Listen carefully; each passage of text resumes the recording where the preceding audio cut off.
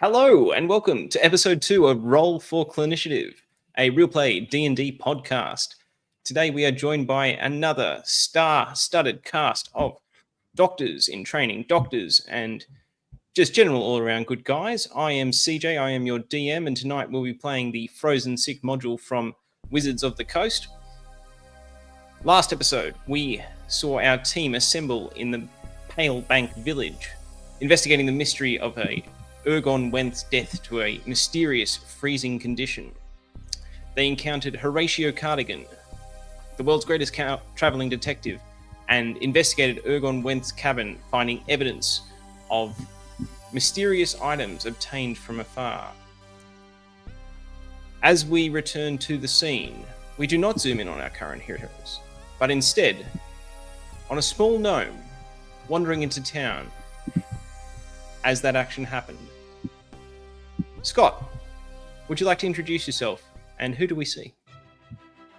Yeah, sure. So I'm Scott. I am an intensive care training doctor based out of Sydney.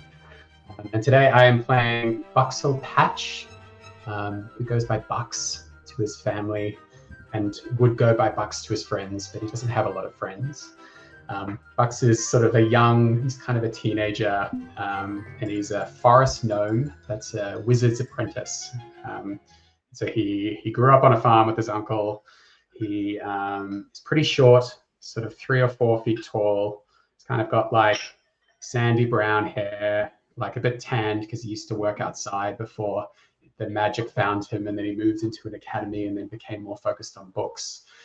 And he is freezing because he has been walking through the wilderness for a couple of days to come to the village of Pale Bank on a task from the academy that he's been a part of for the last few months. So he's in a wizard's kind of cloak that he's gotten that doesn't fit him very well because it's brand new and it's a little bit too big. And I think it was fitted for him with the idea that he might grow into it, but he's probably going to stay about this size. But he's kind of stuffed a lot of his old farm clothes and things underneath it to try to ward off the cold, because he's reasonably nature savvy. He's just not very people savvy or very world savvy.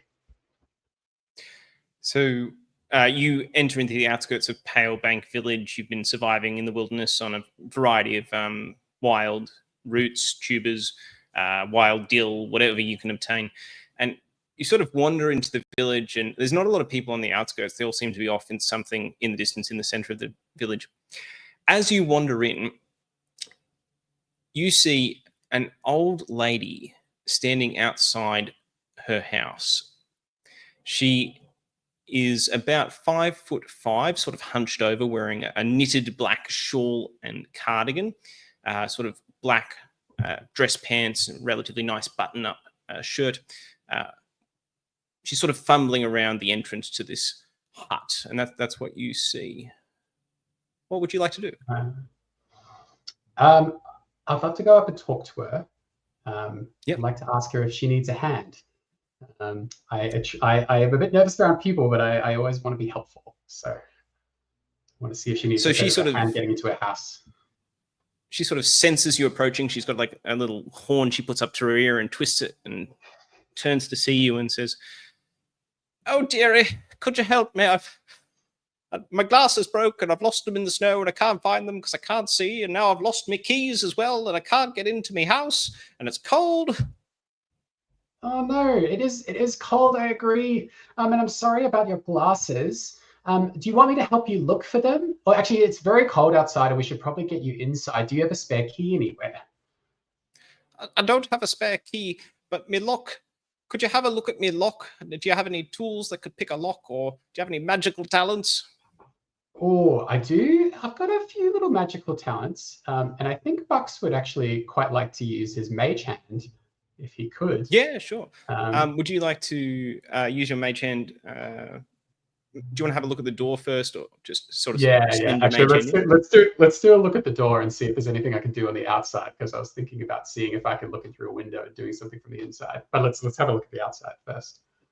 Okay, you're gonna have a look outside. So give me a general perception check of the hut and what's going on. Yeah, that's good. So I'll do a perception check.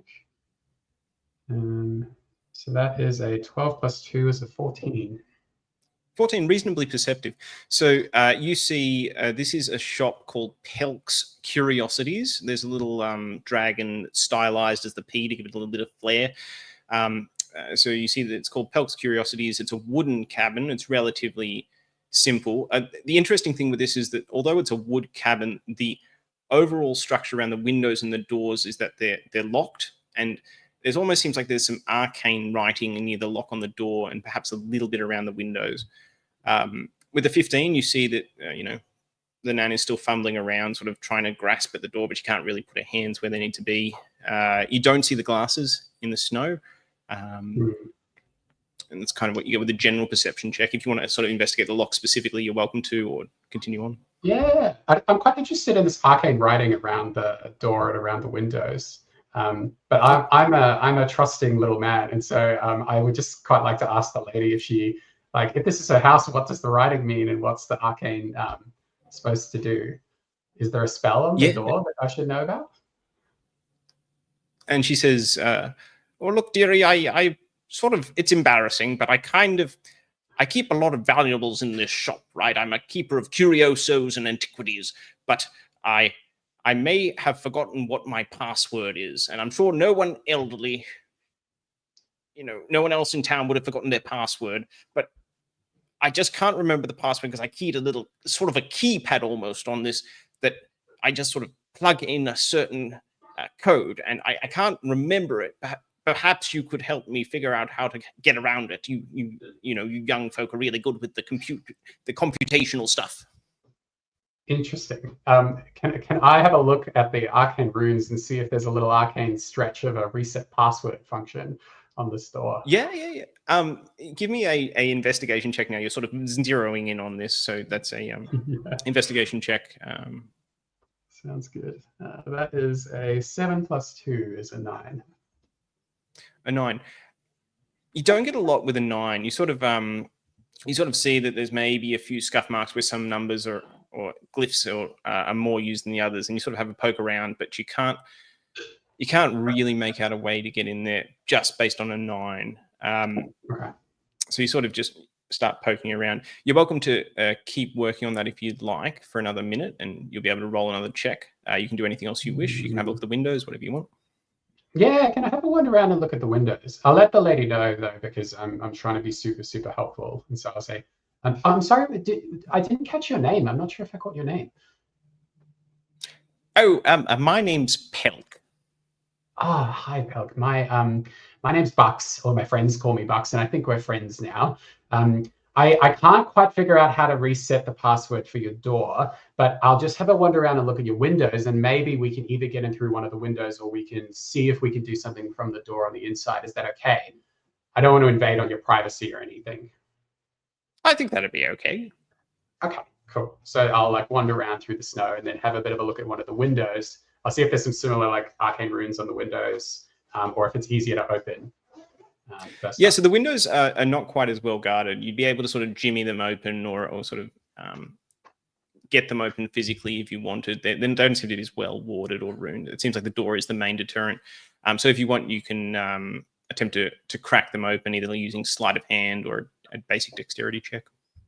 Yeah. I would love to. I'd love to try that. I have a 0 to my sleight of hand, but let's give it a go.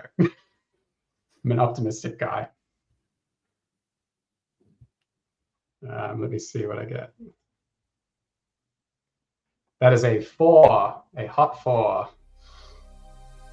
And with a 4, as you're sort of jimmying around the windows, you're sort of fussing, you're getting a lot of pressure from this old lady. You feel a knife press against your back. That's quite cold. Is that like a belt buckle or something that you've got? You're standing quite close to me. I know that I've just said that we're friends, but I'm not used to being friends quite like this. It's a bit. What is that? That's actually quite uncomfortable.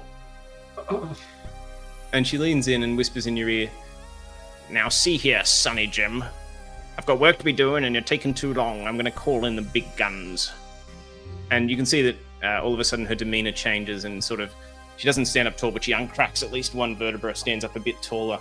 And she sort of whistles and waves two people through with hand signals. And two people sort of burst out of the woods and run and jump kick the door and just like crack it open physically. You can see they might have been going for some subterfuge, but they weren't able to. And she sort of directs you with the dagger in towards Pelk's Curiosities. And we're going to cut away from you there for a sec to Sean. And Sean, you're wandering back towards Orbis's shop. You split off from the main group last session. As you're wandering back to the apothecary, you hear a crack from the direction of Pelk's Curiosities.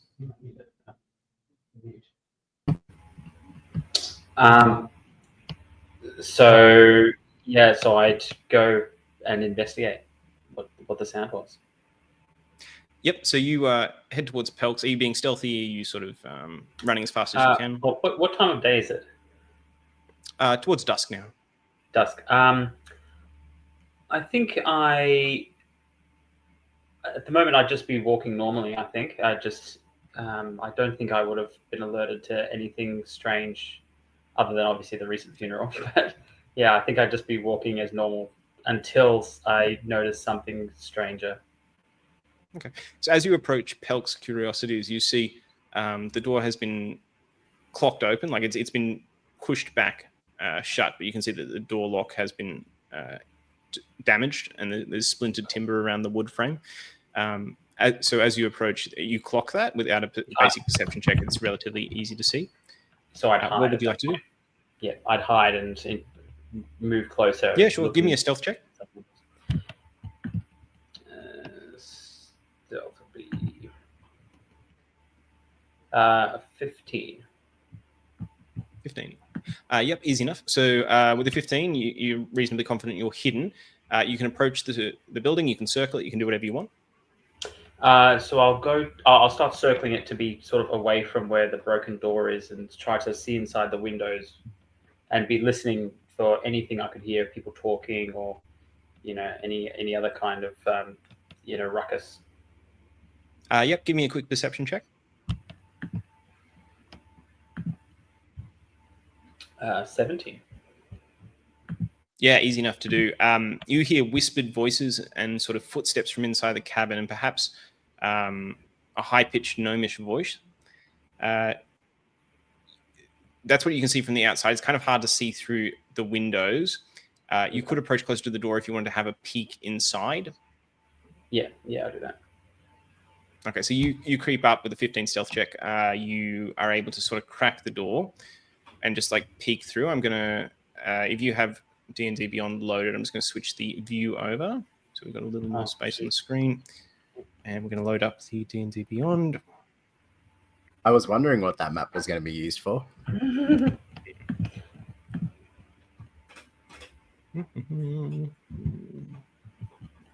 Share screen. There we go. Okay, so you can see a limited amount at the moment. As you crack the door, some of that black color disappears. Should I put my token on as well? Yeah, I'd love you to pop your token on there.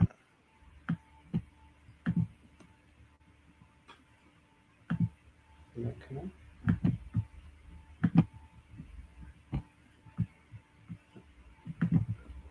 I'm just reloading it.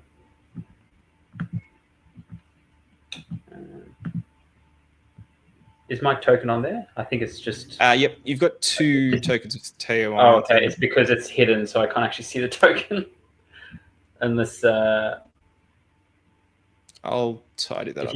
If you bring my token outside, then I can probably see it, but I can't see it currently. This isn't like a 2-power version of you to split into 2 people, is it? Or no, it was I pressed it twice because it didn't appear. It was underneath the shading. I'll just delete one. There we go. Okay. So as you crack the door, you see a couple of things. You see, I'm going to move you, Buxcel, sorry, to be hidden still. No problem.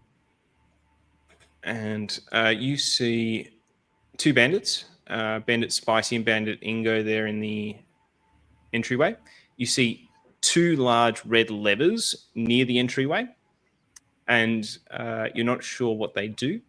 You see a sort of simple wooden hut with a couple of cases that are actually empty, but you imagine were used to store curiosos and antiquities previously.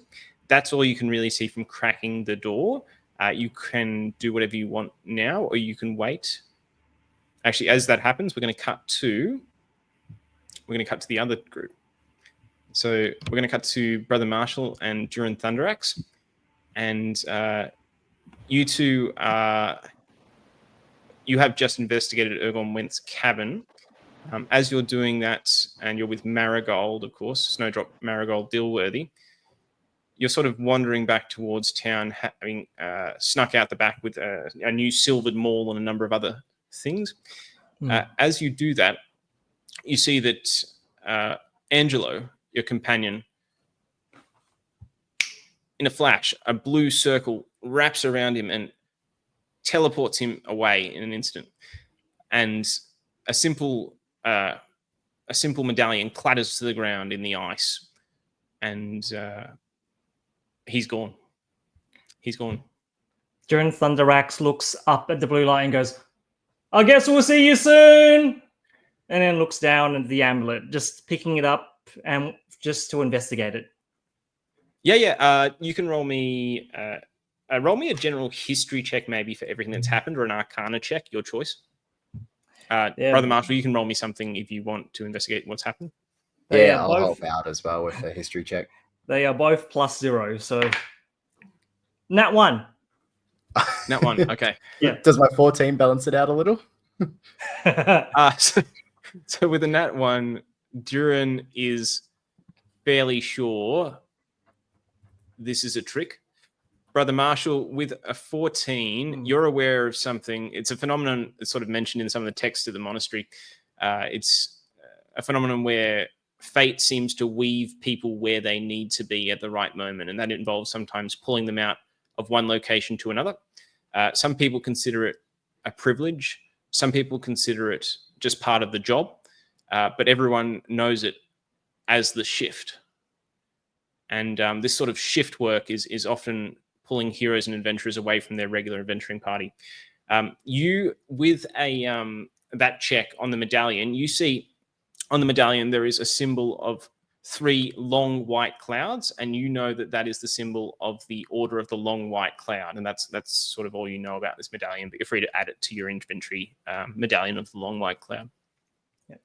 Duran's looking at this medallion, looking around, goes, "Oh, you little bugger. You're here somewhere. I bet you pulled one over my eyes." And then he starts looking around for Angelo. Starts peering around corners and not seeing anyone. He's like, "Well, I'm sure you're going to get tired and hungry, so just come to camp when you're ready."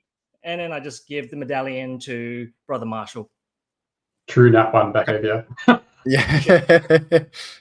I think as we sort of start walking back towards town, I think Brother Marshall would keep trying to explain to Duran what's happened and what his understanding is of what's going on. But for some reason, it's just not sinking in. Duran just keeps going, no, it's a prank. I'm certain of it. This is what we used to do with my brothers all the time. They used to walk me out to the forest. Then they would just disappear. And then I have to walk all the way back to camp. This is just how it goes. This is how you have brotherly love, I think. Duran pauses. And Brother Marshall's really looking inquisitive at him, like trying to work out, is he joking about this, or is this a genuine part of his upbringing? And if so, they might need to explore that a little bit later on. But yeah, thank you for helping me get the silvered maul out. This is kind of nice. Yeah, let's get. Where should we go next? Did we want to go to Pelks? Well, that was mentioned as the place that our friend, our fallen brethren in Ergon went. That's where he sold a lot of his items too. So I guess it would make sense to head there. I guess we can go check it out on the way back home. Why not? Why not? Snowdrop, you coming? And I look at Snowdrop to see if she's coming towards us, and I also look at Nibbles to see if Nibbles is still coming too. So Nibbles the cat is following you diligently. Nibbles seems pretty chilled out despite the events of the ice method. Dave, you can add to your... you can mark off 1 heroic determination if you wish for your rescue of the cat. The Snowdrop sort of looks at you and just gives you a thumbs up. Doing very well. pretty happy with raiding Ergon's cabin. But you do see Snow, one of Snowdrop's ears goes straight up, and she sort of hears something happening in the village and sort of gestures and starts taking off towards the village. Okay, we'll go, wait, come back. It's cold outside. You'll need a jacket. And I start chasing up after her. No, I follow as well. Okay, so I'm going to roll a dice to see how long it takes you guys to get there compared to the rest of the group. Mm-hmm. I'm going to roll that now. So I'm rolling a d4. Yep, okay. All right. So we're going to cut back to Sean and Buxcel. And Sean, is there anything else you'd like to do, or are you just going to wait?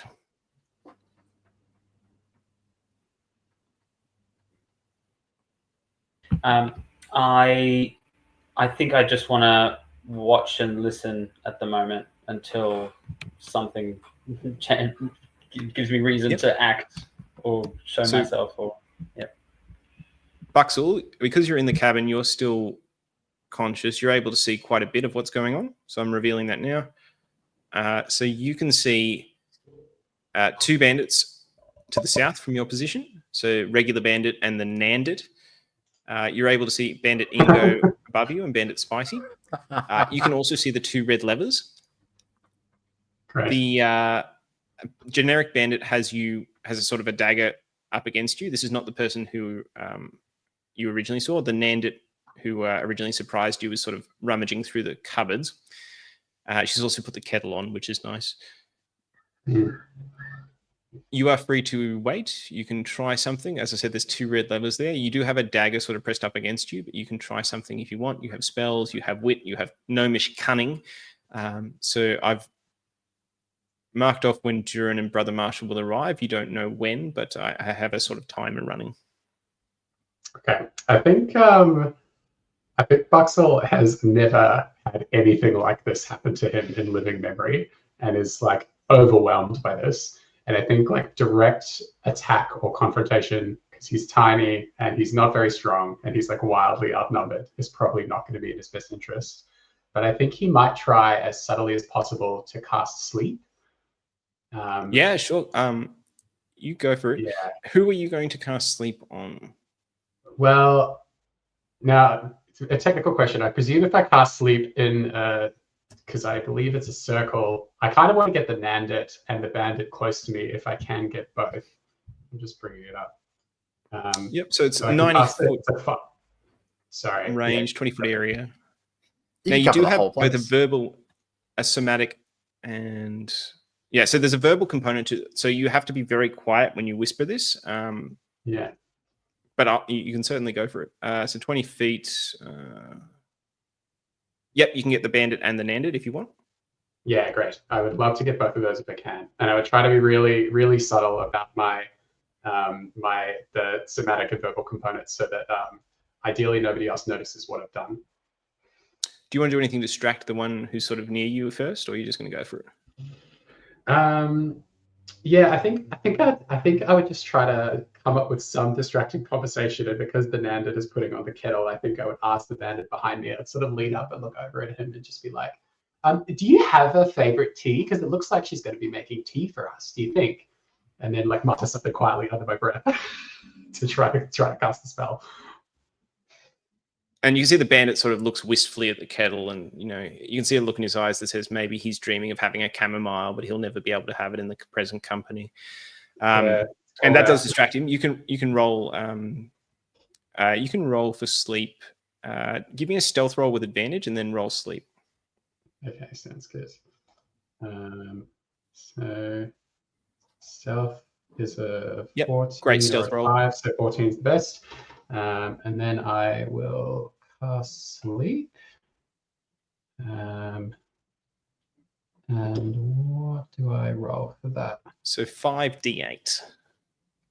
If it's first level. Yeah, cool. So I think from what I can see here, it's a 12 wisdom saving throw. Is that right? I'm not sure if I'm looking at the same one. Usually it's roll 5d8, and that sort of takes off from the hit points. but I Yeah, might my be looking at the wrong understanding is spell. that sleep just happens. Yeah, I think it's a Wisdom 12 saving throw to not go to sleep. Is because I can't click any rolls on the spell for me here. Okay, I'm gonna rule it as you just roll 5d8, and if you can beat both the hit points, they'll both fall asleep, and they'll be asleep for until the spell ends. They take damage, or someone uses an action to slap them awake. Cool. Let's do it. Oh, yes. Okay, go on. So I've rolled a 29 on the 5d8. 29. That's pretty impressive. So what happens is the generic bandit does fall asleep. The Nandit, you see just a glimpse of half elven or perhaps elven ears sticking out from under her shawl/cardigan. She is immune to being charmed for that reason, and for that reason, she is not affected by the sleep spell. But you do knock out the generic bandit. Yes. That's something. So he collapses asleep, and the Nandit sort of turns to you, and she doesn't look happy. She's like, "What's I'm going gonna on?" look confused. I'll just look deeply confused about what's going on. Okay. Give me a deception check. While he's doing that, Teo, do you want to do anything?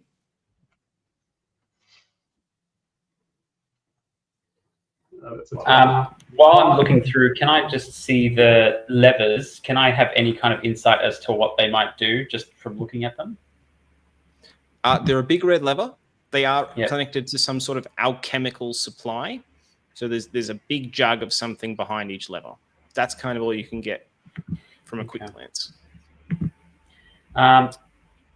Does the Nandit look like? Can I see the Nandit or not really? Have I seen this occur? You see the Nandit start to move towards Buxcel Okay. as the other one falls asleep, and you can see her muttering, "Can't get good hired help anywhere these days." And with that, you guys have delayed long enough for Brother Marshall and Duran to arrive. And the two of you can sneak up, or you can charge through the door, depending on your preference. You see, so the two of you see Teo just crouched outside a door, looking shifty. And that's all you see and all you are aware of. But you can see the door is also damaged. Okay. So Duran just walks behind Teo and he goes, "So what you doing?" So I'm just going to turn to him with a look of fear and determination. I'm not going to say anything, and I'm just going to run in the door, and I'm going to pull that top lever, the one that's next to Bandit, Spicy, and Indigo. Okay, so you pull the lever next to Bandit, Spicy, and Indigo. That one. Okay, so I'm going to move you guys into a formal initiative order. So we're going to roll initiative, and I'm going to start the combat.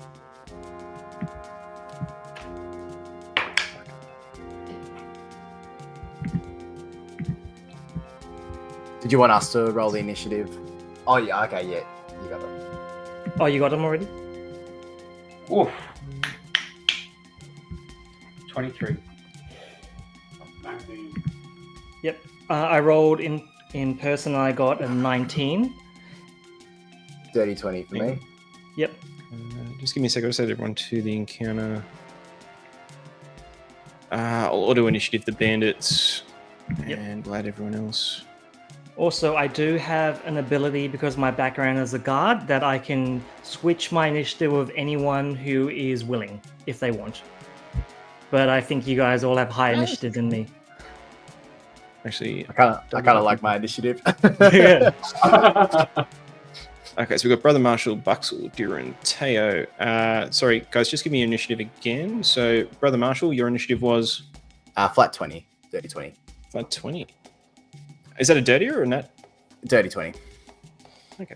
And Buxcel, what did you roll? Rolled a 19. 19. And Duran, what did you say you rolled, Duran? 19. 19. Oh, gee whiz. Yeah. And Teo, you rolled a 23, I can see. Jeez. These bandits aren't having a turn. Let's go. So, yeah, the bandits did not roll well, I'll be honest with you guys. As you bust in, you see a couple of things. We're going to... So you see a couple of things. You see the 5th bandit, Bandit Louis, up in the top, and there's sort of a room behind the general shop. You see the lever, which Teo has just pulled. I'll resolve that first. So when Teo pulls the lever, he triggers a series of jugs that mix together and spill out across the floor, and you see what is some sort of grease spell. So the floor becomes instantly greased and slippery, and it seems to be some sort of enhanced grease spell because it's certainly more than you've seen in grease before.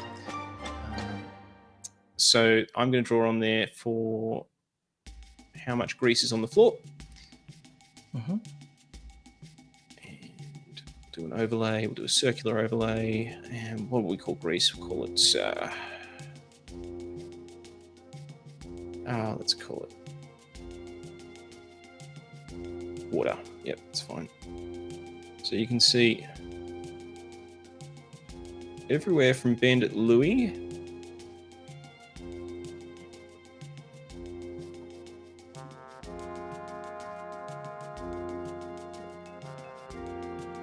I'm just going to get rid of the pattern, otherwise it makes it too messy. But everywhere from Bandit Louis down to almost near Buxcel is now greased and is considered the grease spell. It is difficult terrain, and anyone in that area needs to make a dexterity saving throw now or be prone. So that is Teo, that is 3 of the bandits.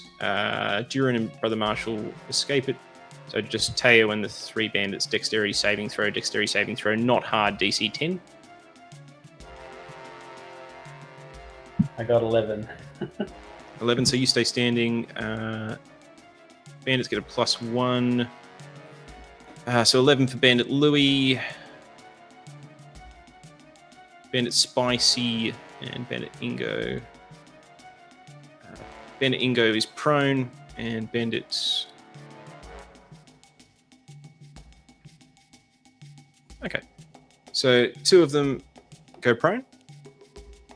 So Louis and Spicy are prone. Ingo is still standing. And then we'll kick off initiative. That's Sean, I believe. Teo, you're up. Cool. So I will... The standing... so Spicy, if I attack, I have advantage, I assume. Yes, you can roll with advantage for them being prone. So I'll attack prone Bandit Spicy. So I'll start with my short sword. So it's 19 or 21. Easily hits. Easily hits. So short sword will be this, and then I think I can use my sneak attack on that as well. So that'll be 9 plus sneak attack. So that'll be 10 for that first attack. 10 points of damage. Oof. Okay. And yep. And then my second attack will be with my dagger. You can only do 1 sneak attack a turn, isn't it? I assume. I believe so. Oh. And I get caught up on the technicality of this. Nick, what's the rule? Having played a rogue in another one, it was just on the first attack, but I don't know. It might have changed in the new set. Okay, I'll just say that action versus turn. Anyway, we'll say just 1 a turn for now, Sean. Okay, yeah, that's what I thought it was. So I've got. Would it still be advantage for the second attack? Is he still prone? Yeah, they're still prone. You would still get advantage, I believe. So the first one was 11, or the next one 22 to hit. 22, yep, easily hits. And then that'll be a 7 for the second damage. 7 damage. Yep. Now, are you swinging for fatal or non-fatal damage? Oh, probably non-fatal. I suppose. Okay. Yeah, so, I'm not a killer yet. Yeah. So look, Bandit Spicy gets hit by your short sword and torn up by the blow of your short sword, and just as he's staggering and trying to keep on his feet, the dagger comes in and just tips him over almost comically onto...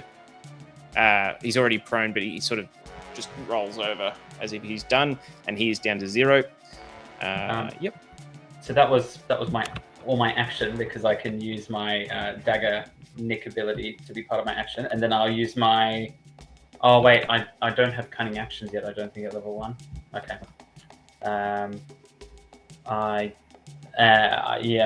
Okay, I'll leave it there.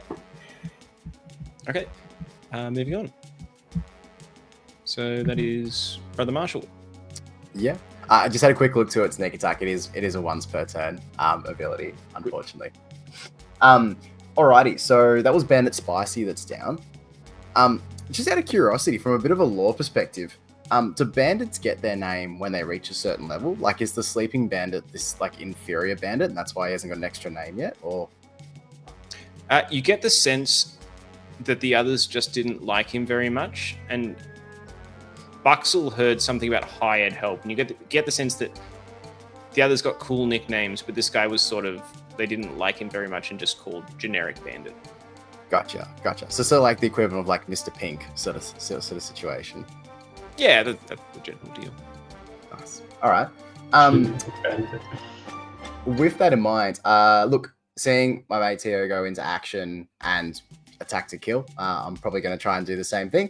So I'm going to move onto Bandit Ingo, and I will strike with my short sword to hit. Yeah, go for it.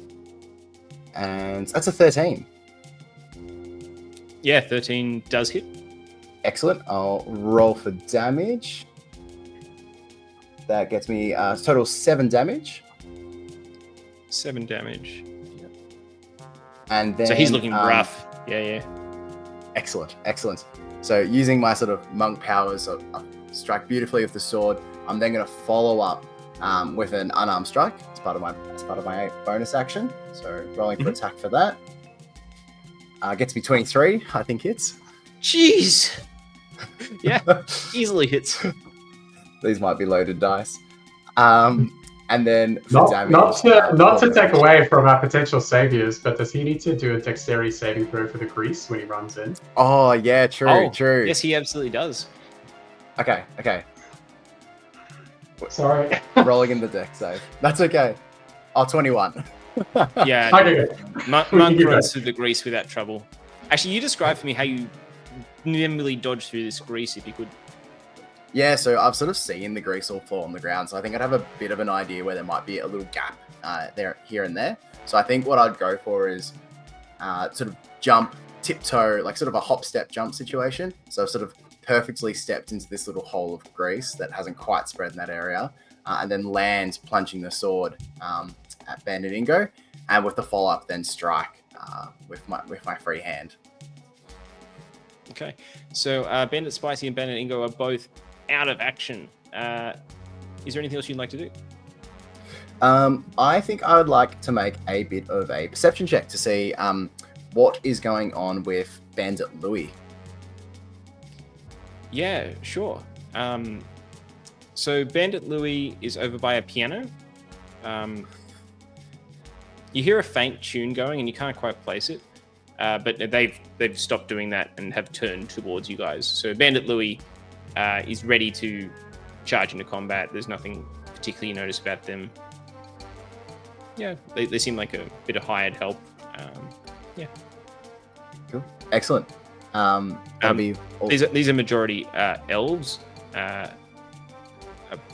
apart from the generic bandit who you think is a dwarf. Okay.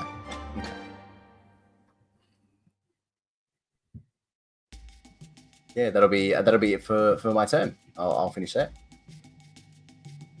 Okay. All right. So moving on, we have Durin. What do you want to do? Durin walks in, sees a mess, sees there's a broken door, and what looks to be an act. Would you be fair to say that I'm looking at an active crime scene? Oh yes, yeah. This place is clearly being pillaged and rumbled for something. It seems like a directed sort of search. Like they're not just stripping the copper wire. This is they're pulling stuff out and leaving it behind. They're looking for something. Yeah. So I think Durin notices the grease on the floor. Would you allow me to use a bonus action to try to hop over the grease to here? I would allow you to use movement. but you Oh, would have to make a dexterity check. Yeah, sure. I think if that's the case, Durin is just going to try to walk his way. He sees the terrified gnome standing against, like in what could be danger. So Durin tries to make his way across. Yep. So I'll do a dexterity save. Nat 20.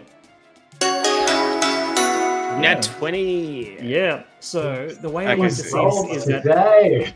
Yeah. So the way I like to see it is Durin, he is totally oblivious about the grease, starts walking through it, suddenly slips, and then kind of just skids along like he's ice skating, and then kind of almost does a backflip because he just slips and falls, but somehow lands on his feet just at the edge of the grease right here. And he goes, "Ooh, that was a close call. Good thing I wore my lucky socks today." And Durin would like to get between Buxcel and the Nandit if I have enough movement. Yeah, sure. You will. Oh no, the bandit's asleep, so there's no opportunity attack. So that's easy enough to do. Yeah. Yep. And then Durin would just look to the Nandit, who. What do I see when I look at the Nandit? Yeah, you look at the Nandit. You see an elderly woman with probably elven ears. She's a little cloaked by her shawl, her cardigan. She has a little walking cane in her hand with a fine silver emblemed head. You're not sure of what exactly. Yeah. She looks jacked. Like there's no other word for it. This Nan, she was sort of hunching over and trying to confuse Buxcel before, but she certainly does her cardio, her legs day. She doesn't skip anything. So looks in peak of health. She's still pouring herself a cup of tea, though. She's sort of watching everyone, and she's still pouring a cup of tea, cool as a cucumber. Yep. So Durin just sizes her up and leans over, and then goes, "Wow, you look absolutely stunning. I'll be honest, I'm blown away by how you managed to keep everything so tight. The only thing is just, I don't think they have a workout regime in prison though. And look, I think it's clear you've been made, we all make mistakes, but I think if you guys just left, we could all let this go." And he tries to persuade her, like, just to end the whole thing without any violence. Yeah, But give me a persuasion check with... Yeah, just give me a flat persuasion check. That was quite persuasive, but she's here on a paid mission, so I won't give you advantage, but you can make a flat persuasion check. That's 16 total. 10 on die plus 6. With the 16, the Nandit sort of looks around. She sees that 2 of her companions are already down. She sees another one asleep on the floor. And she looks at you. She puts a cup of tea down, pulls up her cane, cracks it over her knee, breaks it in half, and you can see it triggers some sort of spell. And as a reaction, she's going to cast Dimension Door that's stored in her cane. The cane clatters to the ground in half, a one-time use only. And the Nandit is actually going to Dimension Door away. She's going to be removed from the battlefield. No. And then Durin just thinking, why is everyone doing that today? And then does Durin still have an action? Was persuasion an action? Persuasion was an action. Okay. Then Durin is just wondering to himself, why is everyone doing that today? Am I being pranked? Is there a bard nearby doing all of this? Like punked or something medieval like? And then that's my turn.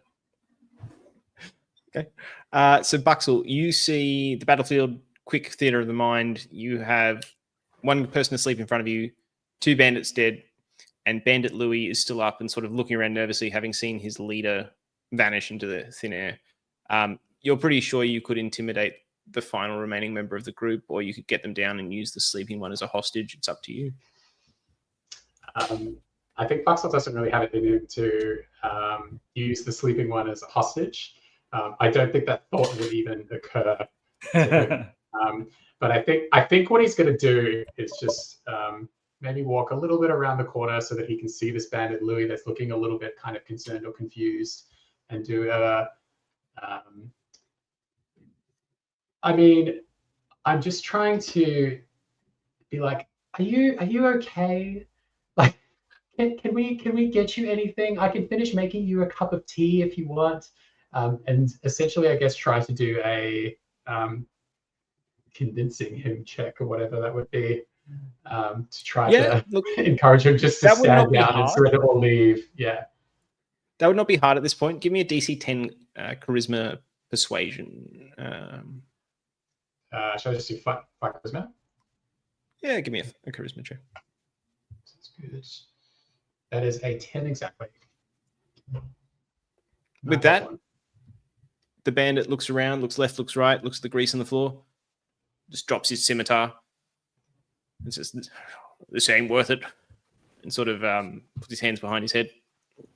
And you don't need to do that. Like, we're not that scary. It's okay. Do you want a cup of tea before you go? I think you should probably still go, but we can make Nan's cup of tea for you if you want. Durin raises his hand and goes, "Oh, I'll make tea for everyone. Does everyone like jasmine? We'll make you a tea to go." Chamomile. Oh, just luckily I brought my tea box with me. So Durin starts going into the kitchen and starts brewing over a nice set of tea. He's going to brew 2 sets, so that way people will have a choice: jasmine and chamomile. You can see the bandit on the ground says, "I'll take a spoonful of sugar." Oh, sugar. I don't have sugar, but I have honey. Do you like? That'll do. Excellent. Why don't you? And then Durin motions him to a chair. Why don't you take a seat right here? I'll make you a nice cup of tea, and we'll have a very lovely chat. How about that? You can see this man is terrified, and he thinks that you're doing some sort of act. He thinks this is like you pretending to be nice, and it's somehow way more terrifying.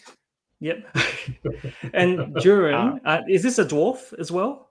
The one on the floor? The bandit asleep on the floor is a dwarf. Bandit Louis is an elf. Oh, okay. Well, Durin just starts making the tea, la la la la la, and then he pulls out a small vial, which is honey, and then pours it into 1 cup, and then passes that cup to Bandit Louis and goes, "Here, cup of tea. Here, bit of tea, chamomile tea with honey," and he just holds it up. So Bandit Louis or B Louis takes the tea. Yep. He's like, "Come on, I made it just for you. I put an extra honey too." And Durin just smiling as cheery as possible. Okay. Come on. Would anyone else like to do anything? Ask questions? I think Brother Marshall wants to go to the bandit that's sort of asleep on the ground and actually like bound him in rope so they can question him later on when he wakes up.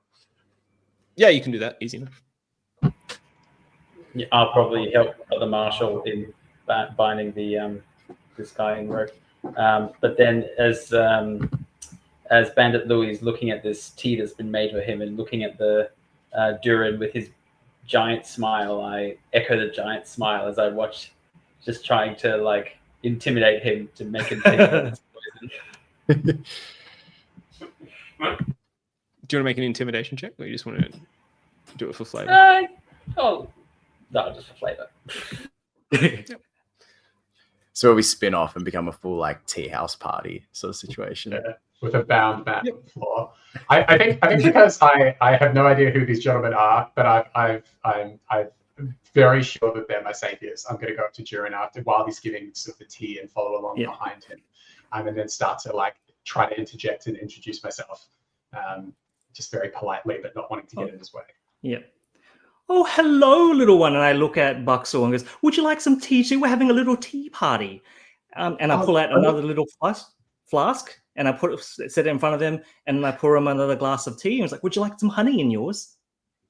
I would love some honey, thank you, but I don't want to be too much trouble. Oh, no, absolutely. And I just sprinkle a few drops of honey in, and then I put the honey away, and then I just motion, say cheers with myself and at the guard, making uncomfortable eye contact. Cheers.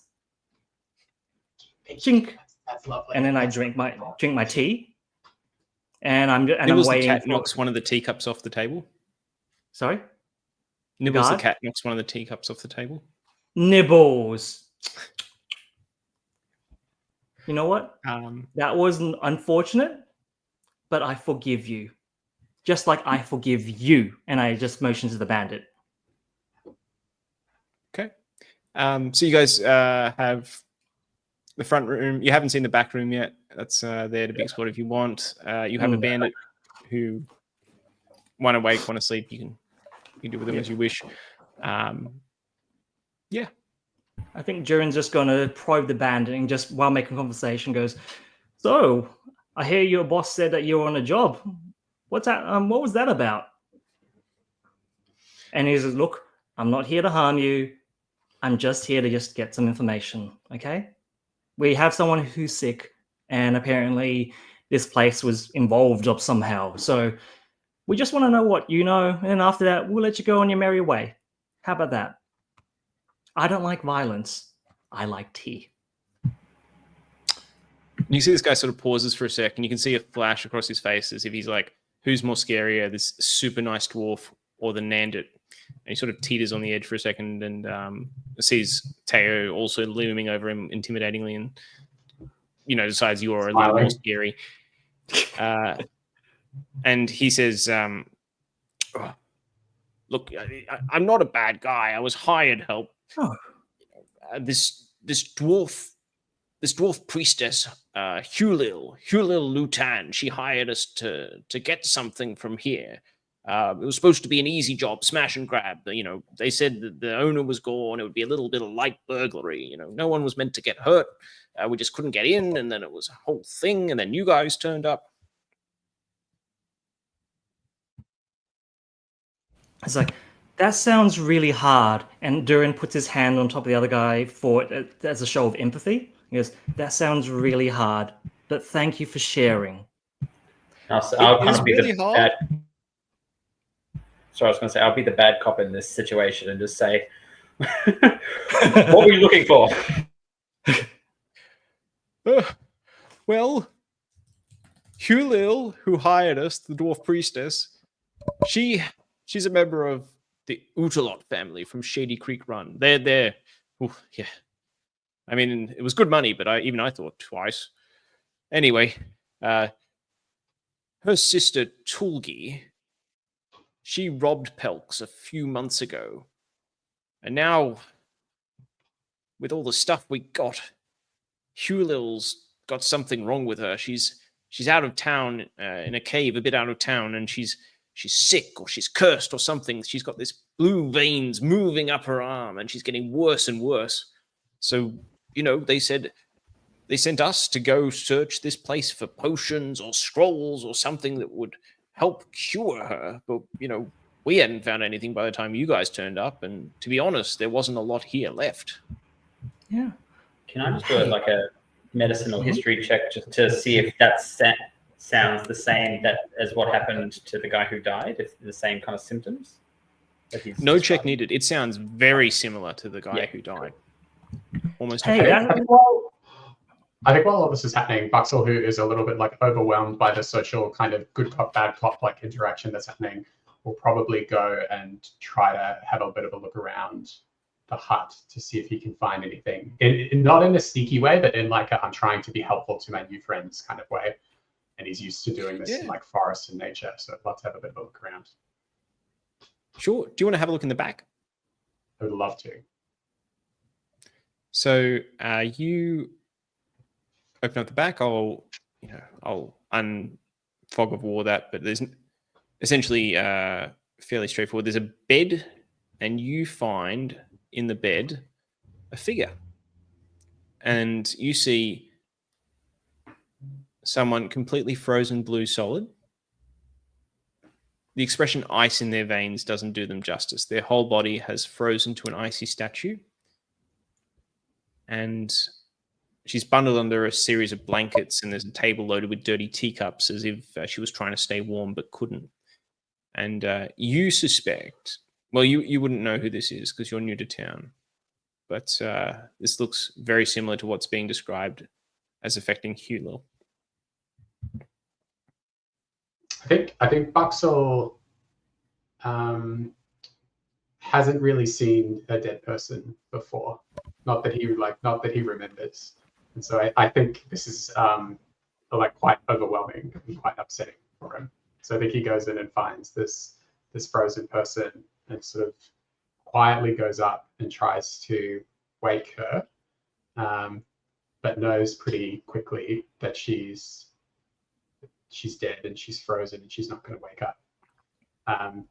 And then sort of trying not to cry, but not knowing how to tell anybody, goes back out to where sort of his new friends are and just tries to get one of their attention. Durin looks at You all have Buxcel. pretty reasonable passive insight. Yep. I have a passive insight of 13, but I can actively roll if you like. Yeah, you would all clock this. Yeah. Like, buddy, what's wrong, my friend? There's in the back room. Yes. Yep. It's okay. I'll It's just- okay. And I'll just run Durin into the back. and Durin sees that Buxcel is having a hard time. He's like, it's okay. Come here. And I go in for a hug. And It's Buxcel collapses and I was like, cries for a short amount of time. There. A couple It's okay. couple of It's sniffs okay. and whimpers, and then tries to pull himself together. Okay. You are strong. You are safe. You are cherished. Okay? All right. And he just keeps doing it until Buxcel is ready to talk. I'll just run into the room and see what I see. Yep, easy enough. You would recognize this as Pelk of Pelk's Curiosities. So you can see she's been frozen solid. And you remember Orbis mentioned that she hadn't been seen for a few weeks and that her shop had been ransacked a little while back. Yeah, I'd just be shocked as well because obviously this would be someone that I've known for my entire life. I wouldn't know what to say. I'd just be standing there shocked.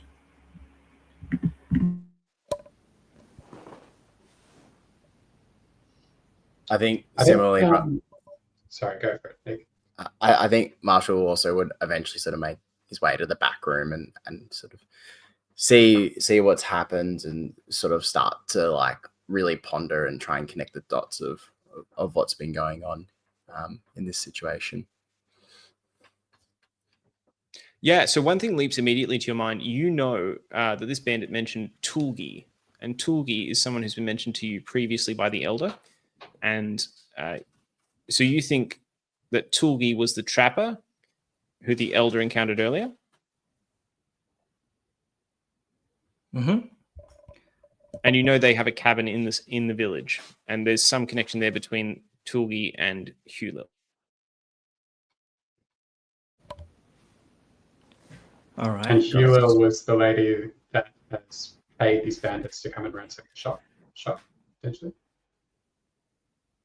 Absolutely. The bandit, in fact, pipes up and says, "Oh, yes, she's a very scary dwarf priestess of Tiamat." All right. Yep. As a dwarf, would I know of this Huli, the dwarf priestess? You can roll me a history check. 17 on the die. So 17. You don't know Hulil specifically, but the Utalot family, you're aware of them as sort of a crime syndicate. And the fact that you know them as a crime syndicate, given your sort of good nature, is in fact means they're a pretty big deal. Yeah. Oh, I think that they're part of the local mob. Yeah, they're not good people. No. And then I look back to Bandit Louis and go, not like we are, and then flash him a big smile. I think Marshall will chirp up at that and sort of say, it seems this disease is impacting everyone. This frost is impacting everyone, good and bad. Perhaps we should check on Tuli? Or is it Tugi or Tuli? I'd just like to look around the room as well, and just once I can look away from the corpse, just see if there's anything else. And just now in the back of the mind, I'm kind of like, the bandits were looking for something in this room. Maybe does it exist? Yeah. Yeah, give me a roll. Give me perception or insight if you want to. Investigation if you want to focus in on something. But general perception will cover you, I think. Yeah. I think as you start to do that, Tio, I think I'll sort of say to you, "Oh, careful with what you touch. This thing seems to be spreading." Yeah, I'll nod to him and take that. I'll acknowledge that. That's a good plan. 16. 16. While he's looking around as well, I would love to, after Duran's calmed me down a little bit and I get a bit more back to academic investigating curiosity rather than once the shock is worn off, would love to do detect magic as a ritual if we've got time. Yeah, you can do detect magic. I'll go with that 16 next. With a 16, you don't see much of value left in Pelks. You can tell it's been pillaged twice now. So there's not much you can grab. No magical swords. No armor. You find a little milk bowl for Nibbles if you want to keep that. One of you can put that in your inventory. Ooh, milk bowl. What you do see on Bandit Ingo or Bingo, you do see there's a small medallion under just peeking out of the bandit's shirt, and you can grab that if you want, or you can have a closer look at it. I'll have a closer look at it. I'm not touching anything just yet.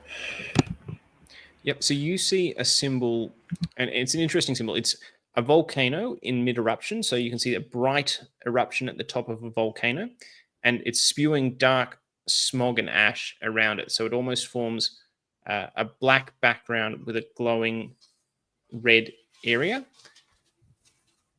Yeah. Okay, I'll pick it up. And then Duran goes to Theo, shouldn't we not be picking up stuff? And he's doing that while sipping on tea from the owner's tea cupboard. I thought we shouldn't be touching anything. Nibbles knocks the cup out of your hand. Nibbles! That's all right. I can't say mad at you just because you're too cute. Yes, you are. And he just Nibbles goes just and in- gets Nibbles. Nibbles just enforcing It's the contact out of the floor.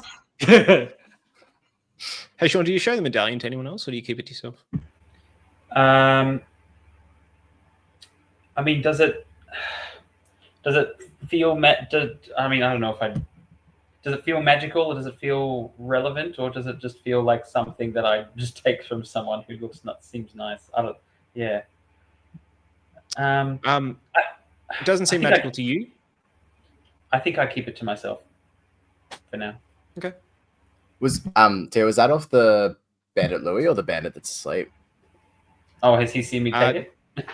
Oh no, was off just that was off Sorry, one of the go on. down bandits, Bandit Ingo. Oh, cool. No, I was just gonna just like pickpocket the bandit that's asleep and see what they've got on them. Yeah, sure. You find a similar medallion. This one I'll actually pull out and go and be like, "What?" I'll ask Bandit Louis, "What's this?" Since he's awake. And you, Brother Marshall specifically, do not need to make a check for this. You know what this is. This is the medallion of a sect called the Monastery of the Volcanic Dusk. And you are aware that these are one of the main antagonists to the Monastery of the Frostbound Dawn. And their symbol of a black background with a red area atop the volcano is a direct inversion of your symbol of the sun rising at dawn with frost white around it. With that, actually seeing what it truly is, I think I'm gonna throw this medallion out the window. Duran looks at my brother Marshall and goes, now, we do not litter. We are not animals. Go pick it up. And you hear, Oh! Oh, that hit me scalp. I'll never be able to eat egg sandwiches at this rate. And you think old man Egan's got hit in the head. Cool. Scott, sorry, you wanted to do a detect magic. You don't get much. You get the arcane sort of door symbols, the windows, and the levers. They're all flagging for you. There's not a lot left in this, to be honest. Even with the perception and the detect magic, there's nothing else particularly of note or value to be seen here. Cool. Yeah, that's fine. All right. Thank you. Shall we go check on Tulgi? I feel like she might benefit from a warm pot of chicken soup.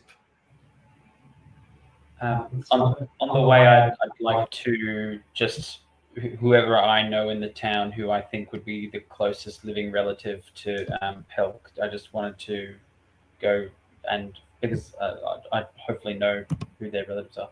I want to just let someone else know that we found Pelk and they died. And yeah, similarly, I think we would want to pass on the court bandits to the local authorities to deal with as they deem fit. And as Durin's handing them over to the local garrison, he goes, now, these two, unfortunately, are knocked out.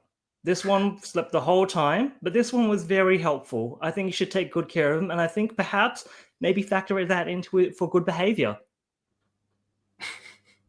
And he's telling that to the local guard. That's easy enough. So you hand them over to two of the local glass blades, as well as Elder. The Elder who assigned this mission to you. There's no real relative for Pelk. Pelk was sort of an introvert, and that was why no one sort of found her body initially. Probably Orbis would be the closest thing to a friend she had, but not even Orbis wasn't particularly close. But yeah, with that, if you want, you can make your way over to Tulgi's cabin, or you can take a rest, whatever you want. I think we can keep I'm happy to go for it, yeah. Maybe we should approach this one a bit tactfully. Now that we know that there's bandits around. Yeah, this could be a bit sus. Do we as we go? So I'll assume that we'd do some kind of introductions. Then you guys would catch me up a little bit on what had been happening. So I've sort of come to town with like just a bit of a task to find someone to help them, and the man that I was going to find was Ergon Wick, and I found out that he's dead. And so if we're all caught up, then I'm on board with you guys of trying to figure out what's going on. Cool. Yeah, and Durin just explained to him, and he's just using optimistic language to say, oh, we did this. Then an ice method came out of nowhere. Then they hurt the cat. So then I healed the cat, and the ice method went boom. And that's where we are right now. Oh, and we borrowed some equipment from some old man, from someone from a house. We borrowed it. We will give it back, but we did borrow it. And I look at Brother Marshall and nod. We will give it back. Bux is just like amazed and overwhelmed by Durin in like the best way. Like he's just come from a little like a modest little academy where there's all these like stuffy taking themselves very seriously wizards, and he's always felt like he was being a little bit too optimistic, and is so excited to find somebody else who's just like happy and sees the world as like this bright, glorious place. So pleased. So pleased. All right. So do we make our way over to Tulgi's place? Yeah, so you see Tulgi's cabin. Easy enough to make your way there. You see a snow-covered cabin. It looks peaceful and quiet from the outside. Its windows are shuttered. A steady stream of smoke is piping out of the chimney, suggesting there's a roaring fire within. It's a one-story, one-room log cabin. You see it's about 12 feet high. And yeah, that's really what you see from the outside. Yep. Could Okay, we see so if there's how many entrances there are to the place? Yep. So you see there's a wooden door. You also see that there are 4 walls, each with one window, except for the front door. So on D&D Beyond, I've loaded that up, but it's a little bit of creative license. Essentially, there's one door, east, west, and north all have a window. Okay. So Durin turns to the group and goes, all right, so I'm going to do what I do best and kill it with kindness. Not actual murder. I'm just using a turn of phrase. So, and he explains it how he's want to go up and offer her a warm bowl of chicken soup because that's what he does. All right. So you knock on the door, I guess. Yeah. So, but yeah, Wait a second. so Duran's ready to knock on the door, and then goes, I was just stop, Duran. Just let me look at through one of the windows first. We don't know who's inside. "Okay, all right, I will follow your lead." And I'll give you a hand signal if it's all fine, but I'll let you know if it's problems. So then can I circle around and just stealth to and look in one of the windows? Yep. You can. They're shuttered. You can't really see inside, but you can attempt to unlock them if you wish. It's hard to see inside this cabin. Yeah, I'll try and do that. Okay. DC 12 dexterity check. Easy enough. Just a straight dexterity. You can use thieves' tools or sleight of hand if you want. Sleight of hand. 23. Yep, easy enough. The window's unlatched. You can slide that open smoothly without sound if you wish. Yes. Yep. And then I'll look inside. Okay, so you look inside. You see a couple of things. Let's just reveal that all because you can now see fully. And then maybe while this is happening, myself and Bucks are sort of keeping our distance a little bit to try and sort of wait for the signal to be all clear or move to help if need be. Okay. Yep. So it looks like there's no one but talking inside. So you can see Tulgi sitting in the bed. Tulgi does not look well. Tulgi has those similar sort of blue veins on her face, roaring fire. There's a brazier. There's smoky haze, sort of lightly obscuring things. The heat sort of hits you as you unlatch the windows. The heat rushes out because you're in an icy wasteland, and the heat just hits you like a hammer. There's a table, utensil set, simmering soup already coming from inside the place. So, Duran's been beaten to the punch. And, Tully does not look well. Bulging blue veins streak her face, neck, and hands. Okay, I'll just, again, I'll be surprised. I'll just yell Tulki and I'll turn to Duran and say, go inside. It looks like they're dying. So, Duran... so you go in? Yep. So first Duran puts first he washes his hand, puts on his gloves, then puts on a mask that barely covers his face, and goes, "Look, it always pays to be safe and not sorry." So he knocks and goes, "Hello, Meals on Wheels." I said, just and he open the starts door. making his way in. He just opened the door. Hey, does Duran have a good beard that makes his mask sort of ineffective? Pretty much, yeah. But he still wears it anyway because it's important to be a good role model to children.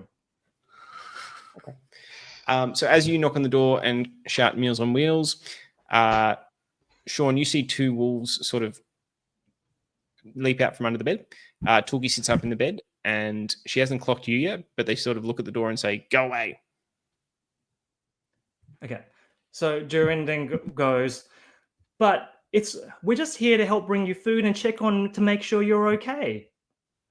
Give me a DC 12 charisma persuasion check. Okay. All right. Can I give him help action? Yeah, you can go for it. Sure. What do you just say to help? I think I'd try to say to Tulgi, I'd be like, genuinely believe him. We're really here trying to help. Yep.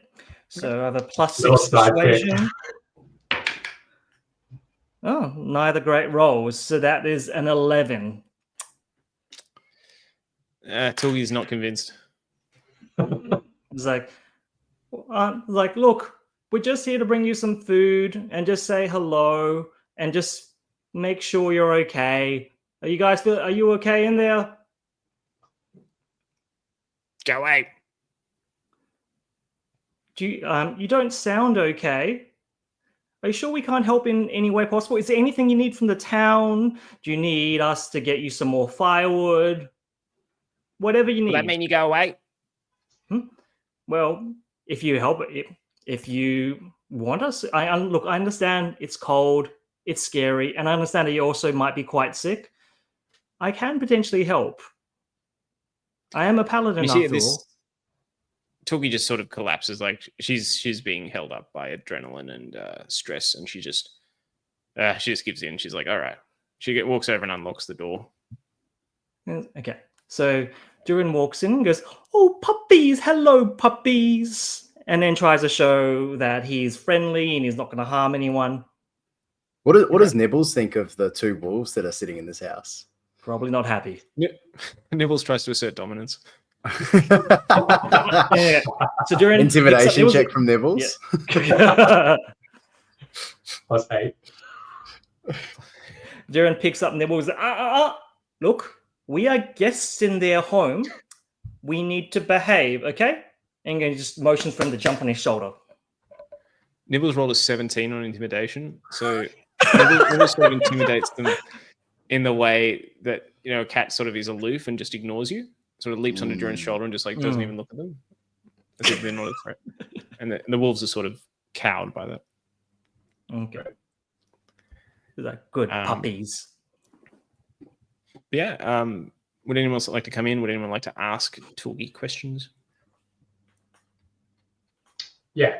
I mean, Buxcel's not the most socially savvy, but it's just going to come in and it's going to say Tulgi, now I'm sure it wasn't your fault, but we just came from another shop and there was some bandits there who, well, I guess on a technicality, one of them tried to stab me or held me hostage for a short period of time. Do you know anything about that? Could you give us some information? We'd be happy to help you if you could give us a bit more what you know about that, all of those bandits. Seems like a lot of people seem to be getting sick. And you see Toby's just kind of given up. Like she's very done at this point. And she says, I came to Palebank Village a couple of years ago. Used to live in Shady Creek Run with my sister Hulil. We worked for the Ugelot family. Time was good. Cash was good. Always had plenty of money. We saw when Ergon came back from his travels that he had a bunch of rich items and artifacts. We waited till he sold them to Pelk, and we stole them all for ourselves. I gave most of them to Hulil, but and with this, you see she just pauses, and everyone has a high enough passive wisdom to know this. You can see her hand darts to a dagger on her belt, and you can see that it's an ornate dagger. And you remember there was an ornate dagger mentioned in the receipts from Ergon Wenth's receipt list. Yeah. Have you heard, Tulgi, have you heard from your sister Hulil since you gave her some of those possessions?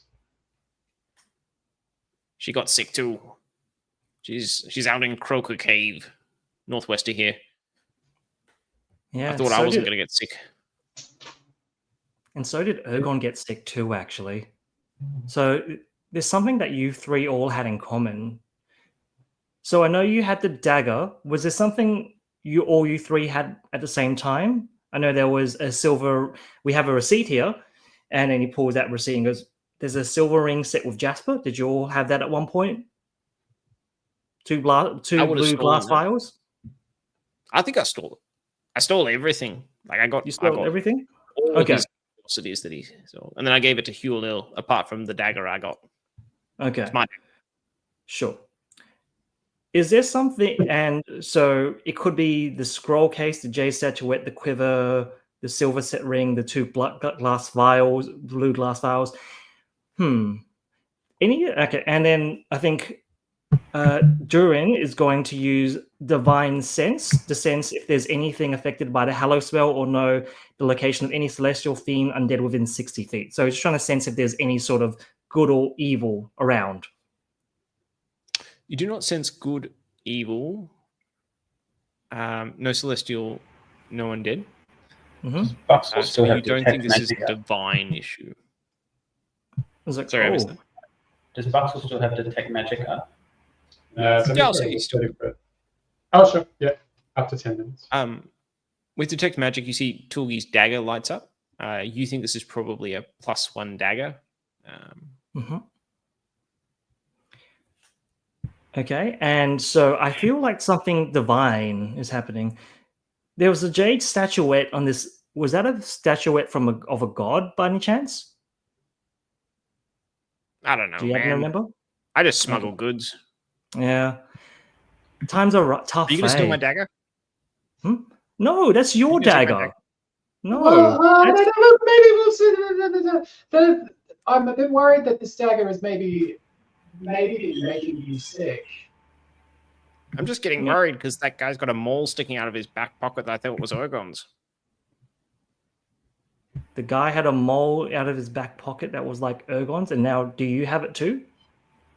And you remember that you stole Ergon Wenth's silvered mole at the end of last episode, and you've still got that. And Oh yes. It's like, okay, so, and this is a funny story. So I'm one of the guards, and I show him my guard license. I was told to investigate Ergon's place, and Ergon was unfortunately frozen stiff. But he still had some things lying around, and honestly, his mall looks kind of nice. So I just thought I'd borrow it just for the day, or maybe the next couple days. And then after that, we'll bring it back. I'm just borrowing, okay? I'm not going to take anything from you. Yeah, borrowing. I'm not going to take anything from you. That dagger is yours. I just want to make sure that you're okay and see why or how all of you Do I got look sick. okay? Well, a man wouldn't say. I bet you looked gorgeous once upon a time. A gentleman wouldn't say. But I just want to see what we can do to help you and to find the cause of this. Have you guys all been to a temple of some sort, or stole anything from a temple? No, we stole a lot of things, but the only thing I gave to my sister were the stuff Ergon had, and then sold to Pelks, and then I stole it fair and square, and then gave it to her. I never gave the dagger to her. I kept that So you for gave myself. everything but the dagger. Okay. I think Marshall would chip in and be like, so the dagger doesn't seem to be the problem then if your sister got sick but never had contact with the dagger. Wait. It could be very dangerous. You should definitely let me keep it. Okay. That's fine. Again, Not, we're not going not want to take a weapon from a dying corpse. No. Well, not from a living. You know what?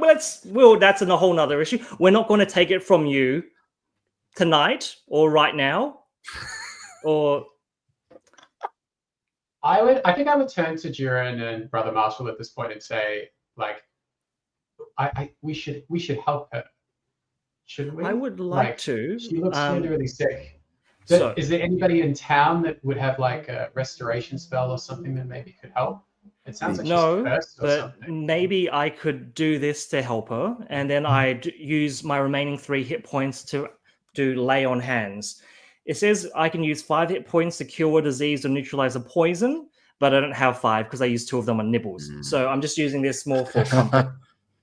This is a palliative measure. Yeah. Paladin measure. Yeah. Just setting limits of care, reasonable limits of care. Yes. She perks up a little bit. You don't get the sense that the underlying condition has been helped. No. It's just you've sort of boosted her in the way a bit of IV fluids might boost someone who's dehydrated. Yeah. It's like, I hope that helps a little bit. I think Marshall at this point will sort of turn to Bucks and pull him to the side, sort of out of earshot of Tulgi, and just say, this is the 3rd person we've seen like this. The first person we saw had all the help they could get from the village, and there was no answers. Okay, I think that makes Bucks very sad. Just very somber. While they're all comforting her and being very nice, I was going to circle the room and just see if there's anything to pilfer, or if there's look at like I see there's a table. Is there like anything on the table, like notes or anything? Yeah, sure. Have you rolled a perception check in this room yet? I can't remember. No, I haven't. And go for it.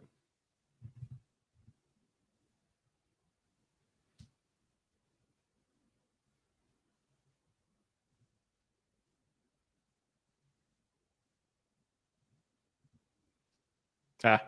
That is a 3. You don't clock anything else. You do see. You're aware of the dagger, which seems to be the most prominent thing in the room. You know that Buxcel still has detect magic up, and that would have shown up anything else probably significantly magic. It seems like our next step on our journey, we're going to have to see your sister. Do you know where we could find her? And she sketches out a map to a Croaker Cave. It's not far. It's maybe 2 to 3 miles northwest of the village. And she says, this is where her sister's staying. It's known to those of you who are locals. So you've got your lead. You guys know.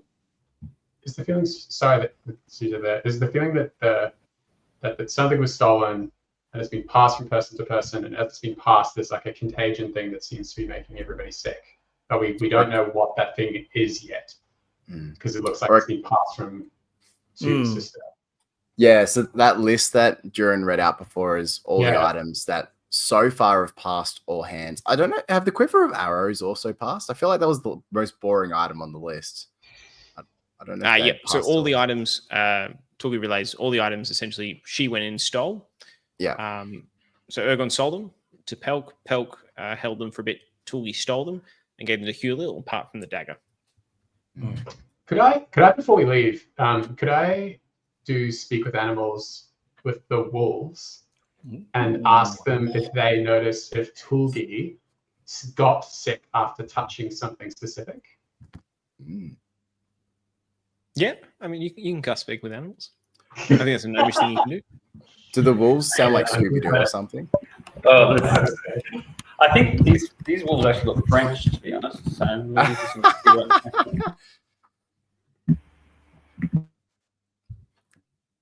all right, that's you can speak with animals. Done. Yeah, and you hear Rottle. I don't know. Hi. I think Bucks is like much happier with animals than he is with humans, actually, as default, coming from the farm. Hi, what's your name? Really? All wolves and dogs have names. Scooby. I met your cousin. Scoob, did you notice that Tulgi got sick after touching anything that she'd stolen? No. Oh, okay. I'm a dog. What about the other wolf? What about the other wolf? Is the other wolf a bit smarter? And the other wolf says, no,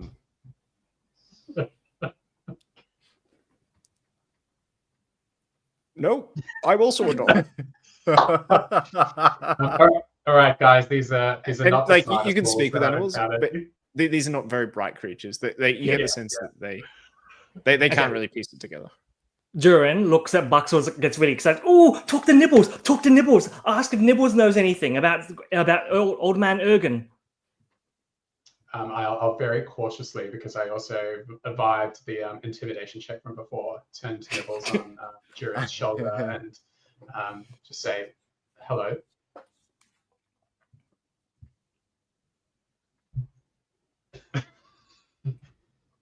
Doesn't say anything back. Durin, Nibbles doesn't want to talk to me. Oh, come on, Nibbles. He's a good guy. He's a friendly guy. I've had this with cats before. You just have to not take it personally. You're just going to move on. Okay. All right. All right. Come on, Nibbles. All right. Okay. That's okay. You speak. I will when never you're make ready. eye contact with that cat again. All right. So I think that wraps up this room. And I think Durin goes to talking. Goes, we're going to try to look after your sister, okay? Now, is there anything we can do for you before we leave?